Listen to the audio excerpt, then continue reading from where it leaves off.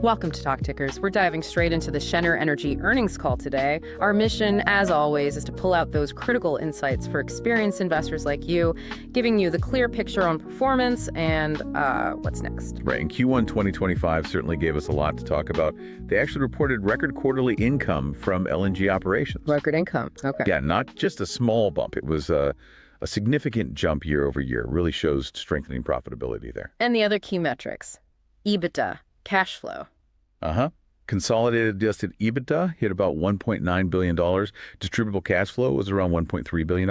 Okay. And net income landed at approximately $350 million. Importantly, they also reconfirmed their full year 2025 guidance. Good. So beyond the numbers, it sounds like project execution was a big theme. What's happening there? Absolutely. The Corpus Christi Stage 3 project is a major highlight. Train 1 actually reached substantial completion ahead of schedule. Ahead of schedule and within budget. And within budget, yeah. Commissioning went well. Custody transferred back in March. That's solid progress. What about the overall Stage 3 completion? Overall, the project is sitting at 82.5% complete. Most of what's left is, construction. And the timeline for the other trains? Still end of 2025? That's the expectation for the first 3 trains, yes. Substantial completion by year end. They even sound more confident now. More confident? Yeah. And there's even talk potential for Train 4 to be in commissioning by the end of the year. Wow. Okay. And Train 2 specifically? Train 2 is well into commissioning. They expect first LNG from it by the end of May or maybe early June 2025. So very soon. That's a lot of capacity coming online soon. What about longer-term growth beyond Stage 3? Well, they get a key permit, the FK permit for their mid-scale trains 8 and 9. The FK permit. That's important for the FID. Crucial step, yeah. Paves the way for that final investment decision, which they're expecting later in 2025. Remember, they got the positive environmental nod from FK last June. So regulatory hurdles seem to be clearing for that expansion. It looks that way, yes. Yeah. Moving along as planned. And operationally, any milestones there besides project stuff? Oh, definitely. 2 big ones, actually. They hit their 4,000th cargo of LNG, produced and exported back in March. 4,000? That sounds like a lot. It is. And get this, they're the fastest company globally to reach that milestone, just over 9 years. Impressive speed. And on top of that, Cheniere Marketing, their CMI arm, sold its 1,000th LNG cargo. So yeah, major operational achievements highlighting their scale and efficiency. Okay, let's shift gears a bit. Trade and tariffs always seem to be in the background. What did the call tell us about Cheniere's view on that? Right. Management mentions spending quite a bit of time in D.C. Talking with administration leaders. And the vibe. Supportive. The report back was that the administration strongly supports the U.S. LNG industry, understands its role in, energy security and trade. How does Cheniere see things like destination flexibility playing into this? They really highlighted that. It's something they pioneered, right? That flexibility in U.S. contracts means physical flows can adjust to global demand, which kind of mitigates impacts from trade disputes. And their own business model, how does that shield them?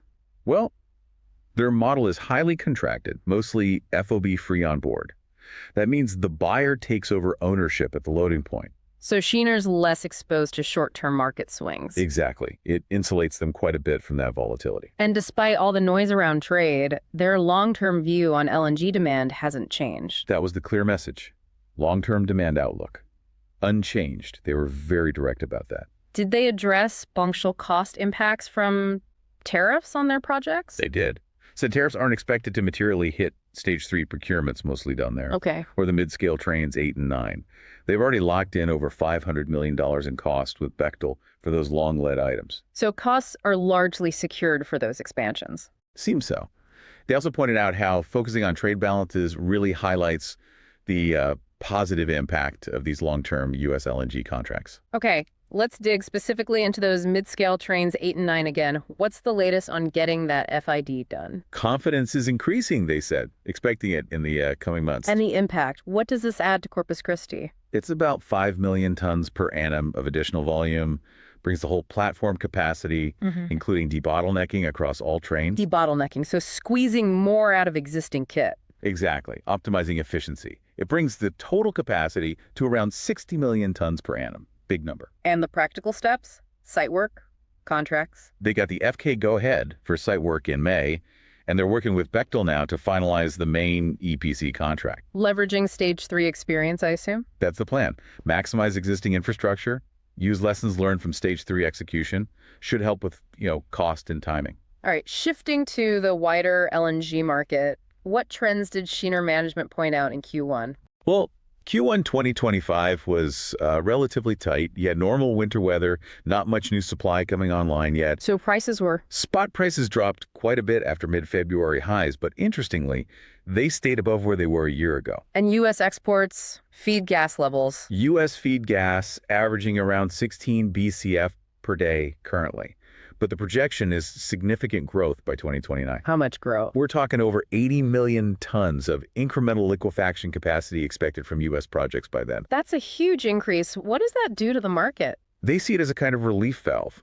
Helps rebalance the global market, supports affordability for LNG long term. But there's still uncertainty, right? Geopolitics, volatility. Oh yeah, definitely injects uncertainty, especially short term. Geopolitics, trade issues, price swings, they all play a part. You mentioned regional differences earlier. Europe versus Asia in Q1. Big contrast. European LNG imports surged up 23% year over year in Q1. Wow, 23%. Driven by mostly the end of Russian gas flows via Ukraine, and importantly, very low European storage levels heading into that period. The U.S. was the main supplier. By the way, 57% of Europe's total LNG imports. And Asia. Asia saw imports decline, mainly because China's imports dropped 25% year over year. Why the drop in China? Stronger domestic gas production and more piped gas imports coming in. Given everything, what's their take on the U.S.-China LNG relationship now? Still critical. Important, yes. But management feels the global market is, let's say, better equipped now to handle any trade policy shifts compared to back in 2018, 2019. Why better equipped? Just more market sophistication, more flexibility built into contracts now. So even with big U.S.-China contracts starting soon, if volumes get redirected? They expect the rest of the global market will likely absorb them. More resilience overall. Okay, let's circle back fully to Cheniere's financials and their 2025 outlook. Q1 margins were strong. Yeah, higher total margins in Q1. Driven by a few things, higher international gas prices, some good downstream optimization work, and also just the timing of cargo deliveries. How much volume did they actually book income on? 616 trillion British thermal units DBTU. Yeah. And importantly, 90% of that was under term agreements. Right. Locked in, Provides stability. What about capital allocation? Shareholder returns? Debt reduction? They deployed about $1.3 billion in Q1 across those areas. Shareholder returns, managing the balance sheet, and disciplined growth investment. Part of that big $20 billion plan, right? Exactly. The 2020 vision target they aim to hit by 2026. On the specifics, they bought back about 1.6 million shares for $350 million in Q1. And continued buying in April. Yeah. Took advantage of market volatility, deployed over $200 million more for another million plus shares in April. And dividends. Still committed to growth there. Absolutely. Declared 50 cents per share for Q1, and they reiterated that commitment to roughly 10% annual dividend growth through the end of the decade, targeting around a 20% payout ratio. Balance sheet strengthening, any debt paid down. Yep. Paid back $300 million of long-term debt in Q1. That fully cleared their remaining SPL 2025 notes. I am recognized by rating agencies, too. Yeah, did it. Got credit rating upgrades from Fitch for both the parent company, CI, and the partnership, CQP. Okay, let's talk CapEx for Q1. How much went into Stage 3 and future growth? Around $325 million on Stage 3, specifically in Q1. That brings the total spend there to over $4.8 billion now. And other growth. Mid-scale debottlenecking. Another $230 million invested there.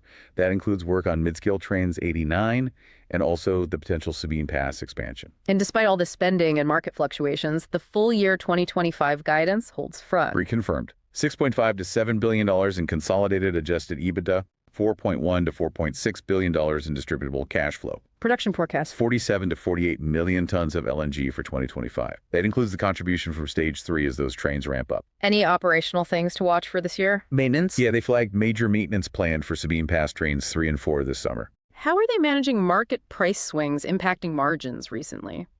They mentioned opportunistic hedging and optimization efforts have largely offset those recent pullbacks. Seems proactive there. How much of their 2025 volume is still exposed, unsold? Not much. Only about 50 to 75 TBTU remain unsold for 2025. And even that depends on how smoothly Stage 3 trains 2 and 3 ramp up. And just to confirm, trade policy shifts, no expected impact on this 2025 guidance. Explicitly stated. no expected impact because the business is so highly contracted. And the overall message on growth beyond current projects? Long-term LNG demand outlook remains strong, but they emphasized a rigorous evaluation process for any further growth, focuses squarely on risk-adjusted returns. Got it. Lastly, the Q&A with investors. Any nuggets in there we should highlight? A few interesting points. Management conviction on long-term contracting is still really high, aiming for 90% plus for future FIDs. And how do they see themselves competing, not just on price? Right. They stress differentiation through customer relationships and reliable performance, not trying to win in the commoditized FOB spot market. Anything on the regulatory front? Permitting reform? It's a focus for the administration, apparently. The DOE study on LNG exports is ongoing. Potential FERC policy changes, too. Things are still in motion there. What about a situation in Europe? Storage levels? Highlighted that European gas storage is significantly below historical averages, makes Europe potentially vulnerable to supply shocks, heading into next winter. That $20 billion capital plan still on track? Actually, on track to be surpassed before the end of 2026, they suggested. Okay. Anything else from the Q&A? China, Russia, future projects? Yeah, they clarified Q1 EBITDA strength was partly seasonal, expect more even distribution going forward.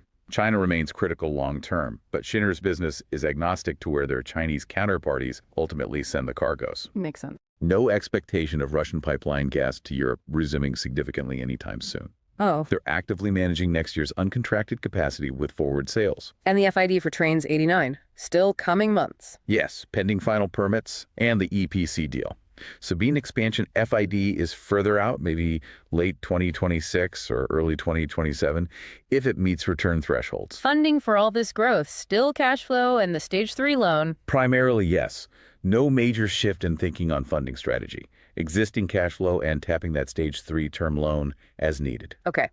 That brings us to our This Is Not Financial Advice segment. Time for an outrageous but plausible trade idea stemming from all this. What do you got? All right, here's one to chew on.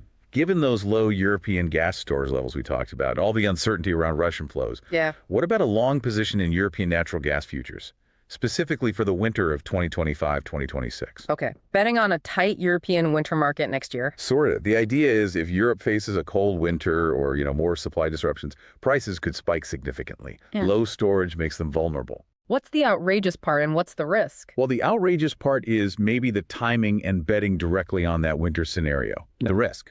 A mild winter, obviously, or maybe some unexpected surge in non-Russian pipeline supply comes through somehow. So high potential upside, but definitely high risk, volatile. Exactly. Highly volatile trade. Position sizing would be absolutely key. Interesting. Okay, how about another one? Focusing more on the U.S. side. Right. Second idea. Betting on continued U.S. LNG dominance. We heard how U.S. exports are set to surge. Long-term demand looks good. So invest in the U.S. LNG story. Kind of. Consider a long position in companies heavily involved in building out U.S. LNG infrastructure and maybe LNG shipping, but maybe excluding Cheniere itself just to avoid direct bias from this call. Focusing on the enablers of U.S. exports. Precisely. The infrastructure developers, the vessel operators. The risk here is maybe unexpected regulatory hurdles slowing things down or a really deep global recession hitting energy demand hard. But the long-term trend seems favorable for U.S. LNG. That's the plausible part of the thesis, yeah. The long-term trend supports U.S. growth. But again, just ideas, not financial advice. Do your own research. Absolutely. Okay, that wraps up our deep dive into the Cheniere Energy earnings call. We've pulled out the key financials, the strategic moves, the market context, everything you need for an informed perspective. Hopefully this analysis gives you that valuable shortcut, that efficient understanding of where Cheniere stands and the dynamics in the LNG market right now. What are your thoughts? Is the European gas market set for more volatility? Is U.S. LNG's dominance locked in? Let us know. Join the conversation. Thanks for tuning in to Talk Tickers. We'll catch you next time for another earnings call breakdown. And remember, nothing we discuss today constitutes financial advice. Always, always do your own due diligence.